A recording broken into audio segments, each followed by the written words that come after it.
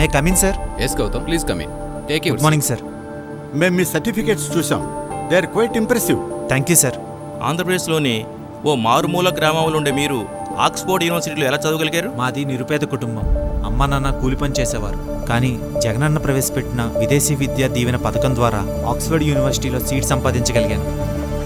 మన government education సిస్టమ్కి అంత పొటెన్షియల్ ఉందని మీరు నమ్ముతారా? జగనన్న వచ్చాక ప్రభుత్వ పాఠశాలల రూపురేఖలే మార్చేశాడు. ప్రభుత్వ బడులలో చదివే పిల్లలకు ఇంగ్లీష్ మీడియం చదువులు, పౌష్టికాహారం, uniforms, digital education, smart class rooms, bilingual text books కూడా జగనన్న ఇస్తున్నాడు. పేదలకు నాణ్యమైన విద్యను అందించాలన్న జగనన్న దృఢ సంకల్పం వల్లనే నాలాంటి ఎంతో మంది వాళ్ళ ఆశయాల్ని సాధించగలుగుతున్నారు. నైస్.